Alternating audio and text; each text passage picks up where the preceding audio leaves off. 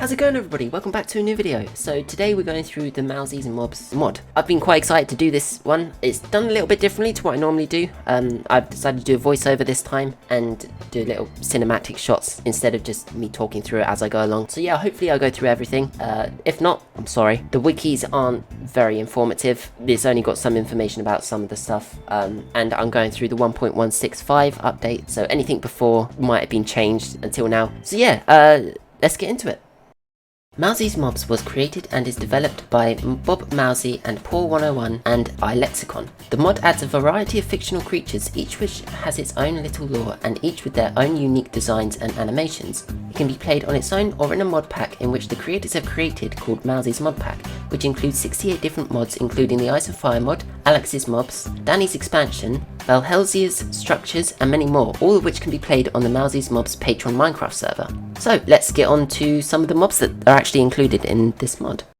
So first off we have Barako, the Sun Chief. In the Platter Savannas, a creature known as the chief of the Barakoa tribe sits in his throne in Barakoa villages. He draws power from the sun which reflects on his attacks, where he can use sunstrikes, solar flares as well as solar beams. He can also summon his own followers which are called Barakoas, which will defend him when in combat. Adventurers are to be well prepared when approaching the villages, otherwise they will be an easy target for the tribe. If an adventurer can defeat the chief, they'll be rewarded his mask and the tribesmen will be no more. So the behaviour of Barako. The chief can be sitting on his throne where he'll never move from. He will attack all nearby zombies, skeletons, and players not wearing a Barakoa mask. He can regain 1 health point every 0.5 seconds when not in combat. If the player is wearing a Barakoa mask, they can trade with Barako. Some of the attacks he can do, so Sunstrike. He calls a Sunstrike at its target location. It deals around 4.5 health point of damage, and it is called in more frequently as the chief has lower health. Another attack he can do is Solar Flares, so he basically charges and then releases a burst of small flames. It deals around 5 health point of damage, which is around 2.5 hearts. Knockbacks anything away. This includes players, mobs alike. This can only be used if he is in melee range. He can also spawn Barakoas, so he basically spawns 3 Barakoas to fight for him and defend him, and he only uses this if there are less than 5 Barakoas nearby. And the final attack he can use is Solar Beam. So he fires a Solar Beam at a location for around 2 3/4 seconds. It deals 2 health point of damage on its path every time, so it will deal around 1 heart of damage. And he'll only use this ability if his health is below 60 health points, which is 30 hearts. So things that the chief will drop when he is killed is the Soul Visage. Whilst wearing the Barako mask and you have a Barakoa mask equipped, it will launch it to spawn a Barakoa and it will basically follow and protect the player. Up to 10 can actually be created at once. Wearing it can pacify all Barakoas in the area, including the chief, and the chief can trade with the player. So you can trade 10 blocks of gold for the Sun's Blessing buff for around 20 minutes, and this basically utilises the chief's attacks such as Sunstrike and Solar Beam, and then you can get this again for free from the same chief if you've traded with him already.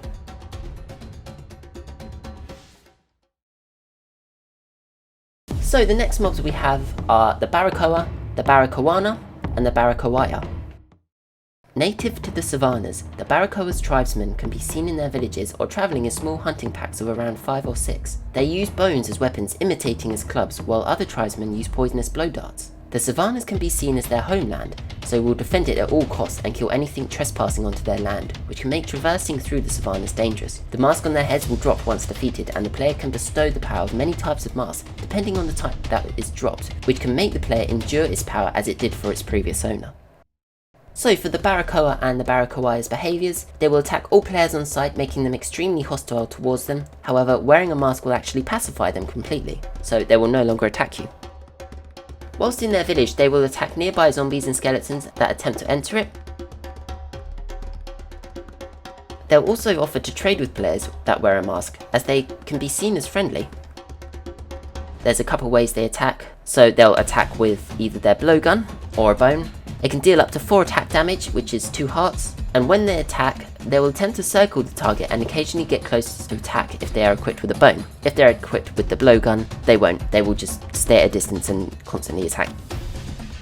So if you manage to kill these guys, they have a chance to drop their mask. So it can be the Mask of Bliss, which grants the wearer jump boost 1, Mask of Fear, which grants the wearer speed 1, Mask of Misery, grants the wearer resistance 1, Mask of Faith, which grants the wearer a health boost, or Mask of Rage, which grants the wearer Haste 1.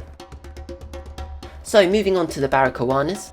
So its behaviour is pretty much identical to the Barakoas, except from it wears a Mask of Fury.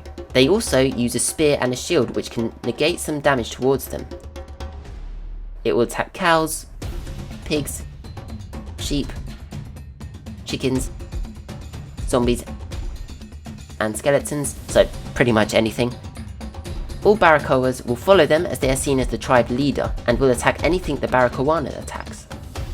They deal around 6 attacks damage, which is 3 hearts. They'll also attempt to circle the target and then attack with the spear and shield. When the Barakoana is defeated, they can drop its Mask of Fury. The Mask of Fury grants the wearer Strength 1. So the next mob we have is the Ferrous Wroughtnaut. Many years ago, heavy armoured knights were lost underground. They are not men nor statues, but an armoured being. Many questions linger as to why these are so hostile, but all they know is to protect their chambers and themselves. Only the bravest can topple over the Ferrous Wroughtnaut, as they have only one weak point, and even that can be a struggle to find. Once defeated, the Ferrous Wroughtnaut can drop its unbreakable and most powerful weapon, as well as its protective helmet. Can you survive the onslaught that this creature throws at you, or will you end up like the rest of the unworthy adventurers that sought to destroy the beast? So the behaviour of the Ferrous Wroughtnaut: when finding the Ferrous Wroughtnaut, it will be standing still with their arms resting on their axe as if they're bowing in the middle of its chambers. When they are approached or attacked, the mob will become aggressive and actually start attacking the player. And they are immune to all types of damage except when they use the attack Vertical Swing. Horizontal Swing: it will swing its axe in a horizontal arc, dealing 30 attack damage, which is 15 hearts. Vertical Swing: it will swing its axe in a vertical arc, dealing 30 attack damage, which is 15 hearts. Once the axe hits the ground, it will remain stuck, which will allow the player to strike its back, dealing damage once. Stomp: it will stomp the ground with its foot, which will cause all nearby blocks to be launched into the air, which will deal up to 6 attack damage to nearby mobs and players, while also knocking them back slightly. The closer you are to when the attack has been struck, the more damage and knockback you will take. So when you defeat the Wroughtnaut, it will drop Wrought Helm. So this is an unbreakable helmet which has identical stats to the Iron Helmet. You can enchant it, has 2 armor points, etc. It will also drop Axe of 1,000 Metals. So this is also an unbreakable weapon. It can perform 2 special area of attacks. So if you right click, it performs a horizontal strike that deals 7 attack damage in an arc in front of you. If you shift right click, it will perform a vertical strike that is slightly slower than the horizontal strike but deals 9 attack damage and can send a shockwave through the ground, dealing less damage to enemies further away. So the next mob we have is the Foliaath. In the depths of the jungle lies a lurking plant creature ready to strike and eat anything that goes near. These dangerous plants are called the Foliaaths. They may look like ordinary weeds sticking out of the ground from a distance, but it will turn into a terrifying and tall monster when approached. It will snap at anything close enough to its roots and eat it in an instant. Adventurers brave enough to defeat these man-eating creatures will be given seeds to plant their own Foliaath, but at their own risk, as even when they emerge to be fully grown, it can turn on its owner before they even knew what hit them. So the behaviours of the Foliaath: they will appear to be neutral and just be seen as loose bits of grass sticking out of the ground from very far away. However, when they approach, the Foliaath will show its true form and begin to attack anything close by to eat. When there are no active players or mobs nearby, it will then return to its neutral form, where it will just show like weeds sticking out of the ground. When it eats something, it gains Regeneration 2 for 15 seconds. You can feed a baby Foliaath meat every half day for 2 days to fully grow it. However, it will not be tamed and it will still attack you. So for its attacks, it will reach out and attack you if it's close enough, so it will try and take a bite out of you. When you defeat the Foliaath, it will drop Foliaath seeds. As I've said previously, you can plant the seeds and a baby Foliaath will appear. Feed it meat every half day for 2 days to fully grow it. However, it will not be tamed and it will still attack you. So the next mob we have is the Frostmaw. Out in the cold snowy areas of the world lays a beast 3 times the size of a regular adventurer. These are the Frostmaws. These beasts are almost an impossible opponent, as it will kill any unprepared adventurer almost instantly due to its size, speed and powerful ability to breathe ice. It can usually be seen sleeping, so it would be wise for an adventurer with the right mind to find a different route in case you wake the beast from its slumber. Only some adventurers have managed to gain the power of the ice crystal, in which the beast guards day and night. Some call them the bravest adventurers for killing the monstrosity, not knowing that the beast still lies there waiting to take back that power from which was once stolen from them whilst they slept. So the behaviour of the Frostmaws, they will spawn asleep and they'll be holding the ice crystal in its hand. The crystal can just be picked up like any other dropped item if you get close enough without waking it. When it is approached or attacked, the Frostmaw will wake up and retaliate by swallowing the ice crystal, if it still has it, and roaring. If a Frostmaw spends 1 minute without attacking, it will go back to sleep, putting the crystal back in its hand. So there are quite a few ways it can attack. So it can use Swipe, swipes at its target to the area in front of it. Roars, knocks back any nearby players and mobs.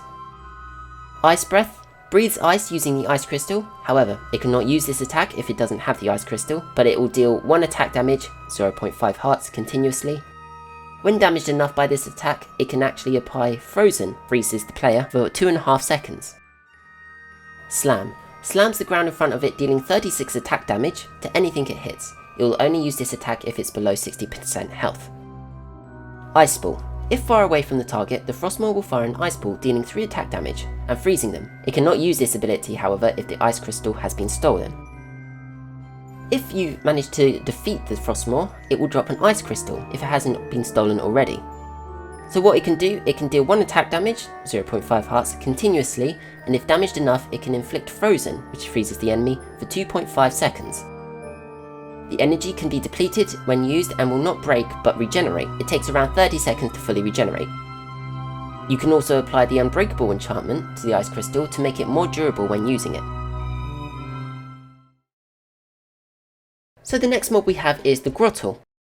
Deep underground lives a small passive creature full of crystal crustines, known as Grottols. These cute little creatures roam the caves and ravines, keeping an eye out for anything trying to capture or kill them. They are very clever little critters, as they will do anything to escape a threat, including adventurers, by burrowing into the ground beneath them or even using minecarts to escape. Why would anyone want to capture these little creatures? Not only are they adorable, but are as worthy as diamonds, considering their shell is made out of it, of course. Only the most strategic adventurers can capture these little fellows without it escaping. So the behaviours of the Grottols are completely passive. They are very quick and clever, however, so they will do anything to escape players. So the way you have to defeat these things is by using a pickaxe, otherwise it will be immune to all damage. When it is defeated, it drops diamonds. You can also capture a Grottol with a Silk Touch pickaxe if you don't want to kill it, however there isn't much use to it apart from decoration, you could say, or as a pet. So the next mob we have is the Lantern. In the night skies above the canopies of forests, a small floating jellyfish-like creature glows. These green and beautiful beings are called lanterns. They are believed to be souls of the once living but now past, where others believe they are like stars. Not only are they magnificent, but they are also valuable to adventurers alike. It is said that eating the luminous jelly inside the lanterns can briefly illuminate the night sky for the adventurer, making it seem like day for a few seconds, before going back to its original state. So its behaviour? Lanterns are completely passive even when attacked. They will also float and glow above forests at night. One of its drops is luminous jelly. So this will give the eater night vision for 1 minute, however it's a consumable, so once you eat it, it will be gone. So the final mob that we have is the Naga. In the world of Mowzie's mobs, coastal cliffs can be a dangerous place. Adventurers have told of winged serpent-like creatures that attack them from nowhere and scar them with their acidic venom. They talk of the Naga. These dangerous and hostile creatures can be found roaming the stone coastal cliffs near beaches, waiting for any unsuspecting prey to feast on.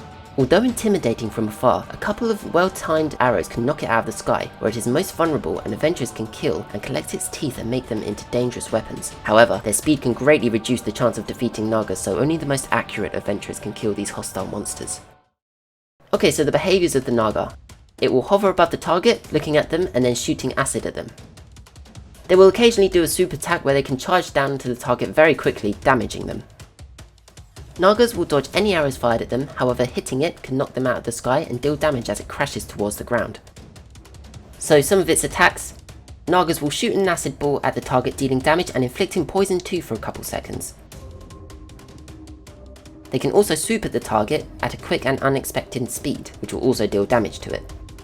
So if you manage to defeat the Naga, it can be used to create a Naga Fang Dagger, which deals damage towards the enemy and inflicts poison onto them. You can also strike the enemy in the back and it will deal extra damage. You can also use the Naga teeth in brewing stands to make potions of poison resistance, which grants the player immunity to poison. Okay, so now I'm going to go through some of the weapons that I haven't really gone through in this review. Blowgun. Only shoots darts, so it won't shoot any arrows if you have any in your inventory. Deals 2 attack damage, which is 1 heart, and on impact it inflicts poison for a couple seconds. Spear. So this extends the attack's range by 3.5 blocks. It has a 1/3 of a chance to defeat an animal instantly if it's below 30 health points, which is 15 hearts. Deals 5 attack damage, which is 2.5 hearts. Sun's Blessing. So this is a buff given to you by Barako. If you right click with an empty hand, it calls a sun strike. If you shift right click, it will fire a solar beam. However, this will only happen every 5 minutes. Okay, so now I'm going to go through some of the items I haven't really gone through. Earth Talisman. So this is a creative item only, so you won't be able to obtain this in survival. So this can wield Geomancy. It can spawn a boulder with right click when facing the ground and then punch it to fire as a projectile. If you hold right click, you can actually spawn bigger boulders.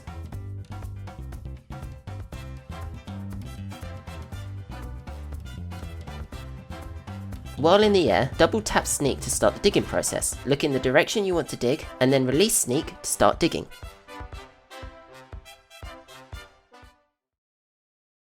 And finally, I'm going to go through some of the blocks that I haven't gone through. Painted acacia wood. So this can be obtained by trading with the Barakoa's tribe. You can literally take it off their houses, as their houses are made of the painted acacia wood.